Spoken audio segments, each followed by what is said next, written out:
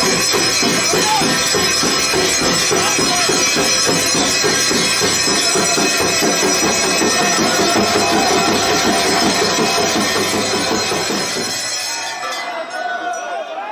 Friends, स्वागत है आपका आज के वीडियो में। आज के वीडियो में हम 12 ज्योतिर्लिंगों के दर्शन करेंगे। हम जानेंगे कि ये 12 ज्योतिर्लिंग भारत में किस किस जगह पर स्थित हैं और साथ ही साथ हम इन ज्योतिर्लिंगों से जुड़ी पौराणिक कथाओं के बारे में भी जानेंगे। और वीडियो के एंड में हम कुछ आरतियां भी देखेंगे जो कि इन ज्योतिर्लिंगों पे होती हैं, जैसे कि बाबा महाकाल की भस्म आरती। और वीडियो स्टार्ट करने से पहले मैं आपसे कहना चाहूँगा कि अगर आपने अभी तक इस चैनल को सब्सक्राइब नहीं किया है तो प्लीज़ इसे सब्सक्राइब भी करें। तो चलिए स्टार्ट करते हैं अपने आज के वीडियो से। सोमनाथ ज्योतिर्लिंग, गुजरात। सोमनाथ ज्योतिर्लिंग 12 ज्योतिर्लिंगों में से पहला ज्योतिर्लिंग है और ये गुजरात के सौराष्ट्र में स्थित है। इस ज्योतिर्लिंग का संबंध स्वयं चंद्रदेव से है, तभी इसका नाम सोमनाथ है। इसके पीछे की पौराणिक कथा कुछ इस तरह से है। चंद्रदेव की शादी दक्ष की 27 बेटियों के साथ हुई थी। इन 27 रानियों में से चंद्रदेव रोहिणी नामक रानी का ज्यादा ध्यान रखते थे और बाकी रानियों पे ध्यान नहीं देते थे। इस पर क्रोधित होकर के दक्ष ने चंद्रदेव को श्राप दिया कि चंद्रदेव की रोशनी का तेज कम होता जाएगा। इस श्राप से बचने के लिए चंद्रदेव ने भगवान शिव की आराधना करी और इस पर प्रसन्न होकर के भगवान शिव ने चंद्रदेव को इस श्राप से मुक्त किया।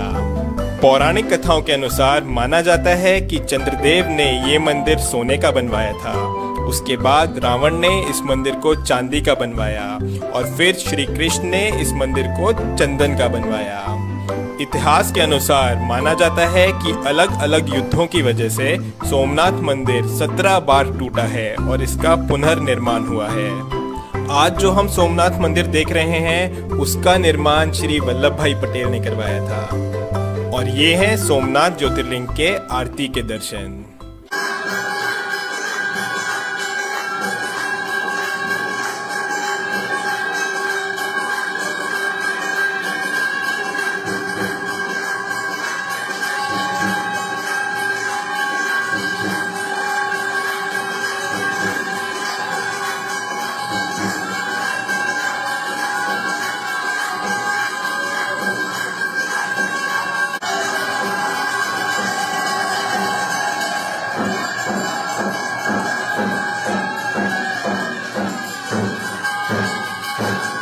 मल्लिकार्जुन ज्योतिर्लिंग, श्रीसेलम।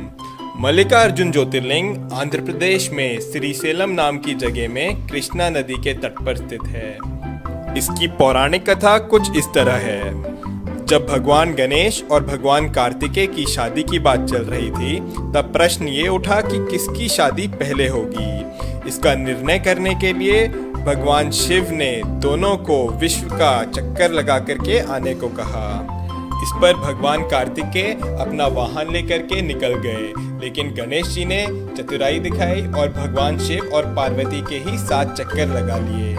जब भगवान कार्तिकेय वापस लौटे तो उन्हें लगा कि उनके साथ छल हुआ है और वो रूठ करके कैलाश छोड़ करके क्रौंजा पर्वत पर जाकर रहने लगे। माता पार्वती के कई बार समझाने पर भी उन्होंने अपना हट नहीं छोड़ा और वो कैलाश वापस नहीं आए। तब भगवान शिव और माता पार्वती स्वयं ही कैलाश छोड़ करके श्रीसेलम में आकर के रहने लगे और इस तरह से ये प्रसिद्ध हुआ मल्लिकार्जुन ज्योतिर्लिंग के नाम से।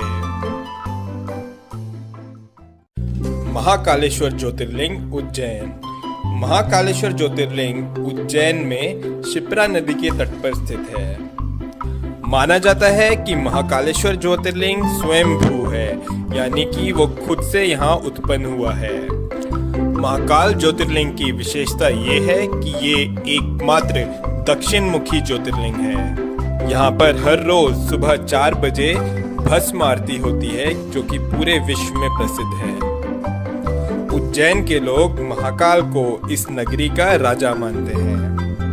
और ये है महाकाल बाबा की आरती के दर्शन।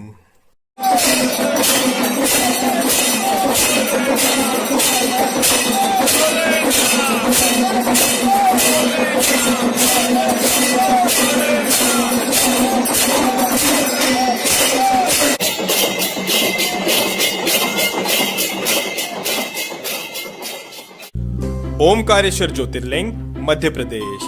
मध्य प्रदेश में महाकाल बाबा के अलावा ओमकारेश्वर ज्योतिर्लिंग भी है। ये ज्योतिर्लिंग इंदौर के पास खांडवा डिस्ट्रिक्ट में नर्मदा नदी के तट पर स्थित है। ये ज्योतिर्लिंग जिस पहाड़ पर है वो पहाड़ नर्मदा नदी के बीच एक द्वीप है। इस पहाड़ के चारों ओर नर्मदा नदी बहती है और इस वजह से ये पहाड़ ओम के आकार में है और तभी इस ज्योतिर्लिंग को ओमकारेश्वर के नाम से जाना जाता है।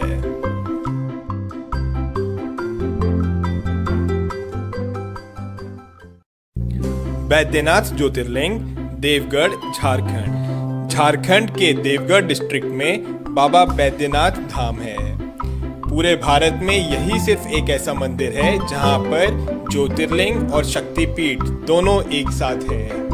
बाबा बैद्यनाथ को लेकर के कई सारी पौराणिक कथाएं हैं और उनमें एक कथा ये भी है कि यही वो जगह है जहां पर रावण ने भगवान शिव को प्रसन्न करने के लिए अपने 10 सिरों का बलिदान दिया था।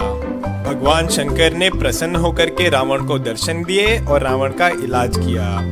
तभी इस धाम को वैद्यनाथ के नाम से जाना जाता है क्योंकि भगवान शंकर ने वैद्य की तरह रावण को ठीक किया। भीमाशंकर ज्योतिर्लिंग महाराष्ट्र।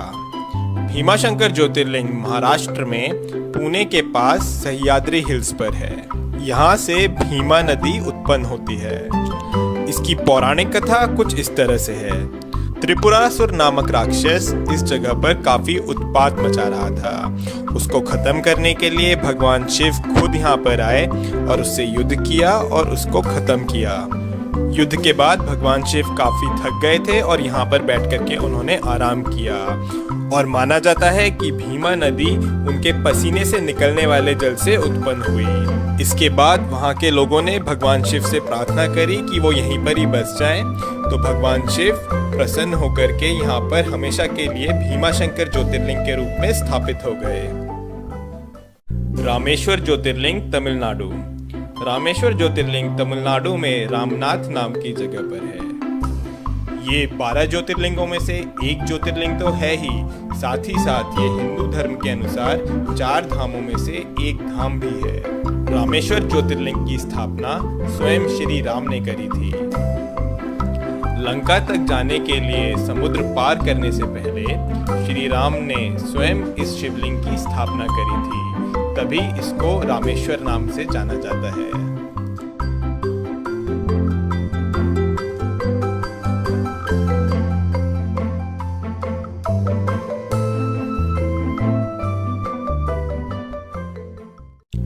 नागेश्वर ज्योतिर्लिंग गुजरात।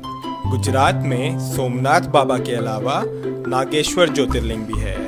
ये ज्योतिर्लिंग गुजरात में द्वारका के पास दारुकावना नामक जंगल में स्थित है। ये ज्योतिर्लिंग बाबा शंकर के नागों के रूप को दर्शाता है। शिव पुराण के अनुसार इसकी एक कथा भी है।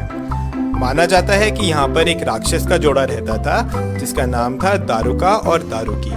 दारुकी माता पार्वती की भक्त थी और उसे माता पार्वती से वरदान भी मिला हुआ था, लेकिन दारुका वो यहाँ पे काफी उत्पात मचाने लगा और यहाँ के लोगों को परेशान करने लगा। उसने सुप्रिया नामक एक शिव भक्त को कई अन्य लोगों के साथ बंदी बना लिया। इस पर सब लोगों ने शिव जाप शुरू कर दिया और तब शिव ने उनकी रक्षा के लिए यहाँ पर ज्योतिर्लिंग का रूप लिया। तब से यहाँ पर भगवान शिव नागेश्वर ज्योतिर्लिंग के रूप में विराजमान हैं। विश्वनाथ ज्योतिर्लिंग बनारस। उत्तर प्रदेश के बनारस शहर में विश्वनाथ ज्योतिर्लिंग है। बनारस, जिसे कि दुनिया की सबसे पुरानी नगरी भी माना जाता है, यहीं पर काशी विश्वनाथ जी का मंदिर है। काशी सभी धार्मिक स्थलों में सबसे ज्यादा महत्व रखता है। ये नगरी गंगा नदी के तट पर बसी हुई है। काशी विश्वनाथ जी के दर्शन आदि शंकराचार्य जी जैसे कई ऋषि मुनियों ने करे हुए हैं। इस स्थान के बारे में मान्यता है कि अगर प्रलय भी आएगी तो काशी विश्वनाथ बचा रहेगा।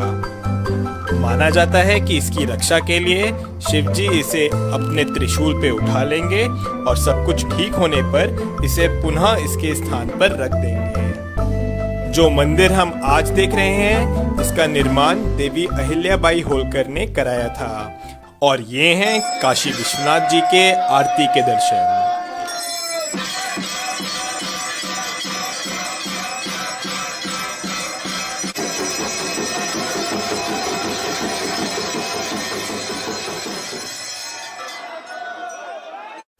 त्र्यंबकेश्वर ज्योतिर्लिंग नासिक। महाराष्ट्र में नासिक के पास त्र्यंबकेश्वर ज्योतिर्लिंग है। ये ज्योतिर्लिंग ब्रह्मगिरी पर्वत के पास है और ब्रह्मगिरी पर्वत से गोदावरी नदी उत्पन्न होती है। माना जाता है कि गौतम ऋषि और गोदावरी नदी के आग्रह करने पर भगवान शिव ने यहाँ पर ज्योतिर्लिंग का रूप लिया।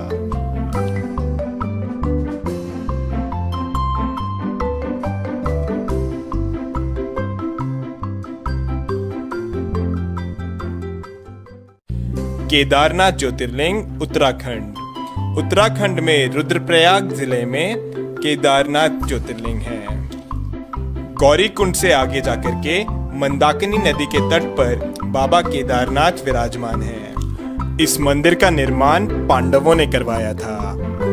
महाभारत के युद्ध के पश्चात पांडव अपने भाइयों की हत्या के पाप से मुक्त होना चाहते थे, इसलिए वो भगवान शंकर के दर्शन चाहते थे। पर भगवान शिव उनसे रुष्ट थे, इसलिए उन्हें दर्शन नहीं देना चाह रहे थे और इसलिए भगवान शिव बैल का रूप धारण करके केदारनाथ पहुंच गए।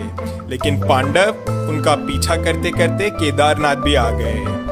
तब भगवान शिव धरती में समाने लगे, लेकिन भीम ने बैल की पीठ पकड़ ली थी।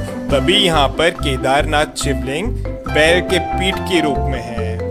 भगवान शिव ने पांडवों को दर्शन दिए और उन्हें पाप से मुक्त किया। पांडवों ने यहाँ पर फिर केदारनाथ मंदिर का निर्माण करवाया।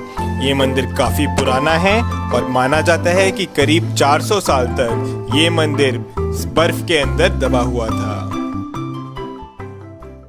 कृष्णेश्वर ज्योतिर्लिंग महाराष्ट्र। महाराष्ट्र में औरंगाबाद के पास एलोरा केव्स हैं और इन्हीं एलोरा केव्स के पास में है कृष्णेश्वर ज्योतिर्लिंग। इस ज्योतिर्लिंग की मान्यता ये है कि यहाँ पर घुष्मा नाम की एक शिव भक्त थी। उसके पुत्र को उसकी ही बहन ने छल से मारा था। अपनी भक्त पर इस तरह के अन्याय को देख भगवान शिव यहाँ पर प्रकट हुए और घुष्मा को दर्शन दिए और इसके बाद भगवान शिव यहाँ पर ज्योतिर्लिंग के रूप में स्थापित हो गए। तो ये हैं हमारे 12 ज्योतिर्लिंग। सौराष्ट्र सोमनाथम च श्रीशैले मल्लिकार्जुनम, उज्जैन्याम महाकालम ओमकारम अमलेश्वरम, परल्याम वैद्यनाथम च डाकन्याम भीमशंकरम, सेतुबंदे तु रामेशम नागेशम दारुकावने, वाराणस्याम तु विश्वेशम त्र्यंबकम गौतमी तटे, हिमालय तु केदारम घुष्मेशम च शिवालय। ओम नमः शिवाय। और ये हैं कुछ वीडियोस जो यहाँ की आरतियों की हैं।